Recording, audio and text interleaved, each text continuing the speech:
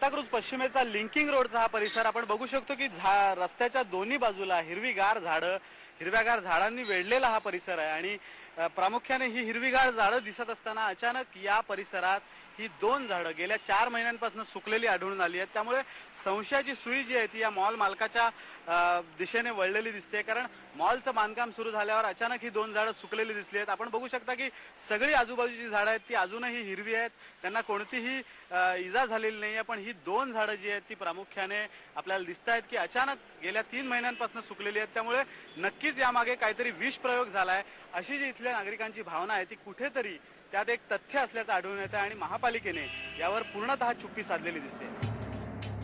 सध्या राजपिपला या बिल्डरच्या एका मॉलचं इथं बांधकाम सुरू आहे आणि हे काम सुरू झाल्यानंतरच 2 महिन्यांपूर्वी ही झाडं अचानक एके दिवशी सुकून गेली। त्यामुळे ही झाडं सुकण्यामागे बिल्डर लॉबीचा हात आहे का असा संशय इथले एक जागरूक नागरिक अनाजी गुरव यांना आला।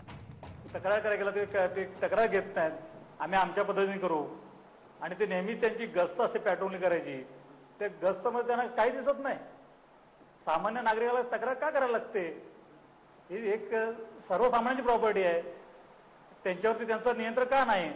महानगरपालिका बघत नाही आणि सांताक्रूज बघत नाही, या दोघांच्या संगनमतानेच काहीतरी कारवाई होते। गेल्या वर्षी देखील याच रस्त्यावरच्या मंगलमूर्ती इमारती समोरची 4 झाडं अशीच सुकून गेली होती। ती कापल्यानंतर आता तिथे एक प्रशस्त मॉल सुरू झालाय।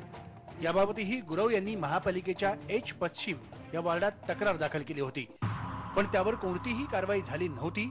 याबाबत आता IBN लोकमतनं जेव्हा या वॉर्डचे अतिरिक्त आयुक्त क्षीरसागर यांच्याशी संपर्क साधण्याचा प्रयत्न केला तेव्हा त्यांनी याबाबत कॅमेऱ्यावर प्रतिक्रिया देण्यास नकार दिला।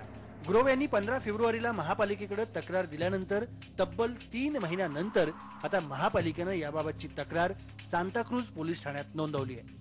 एक बायका डिपार्टमेंट त्यांचं आहे, त्या डिपार्टमेंटला गेलेलं आहे आणि तिथे एक महापौर एक वृक्ष प्राधिकरणाच्या विषयावरती एक मोठा विषय होता, त्या विषयामध्ये मी पत्रकारांना काहीतरी एक कॉपी दिल्या होत्या।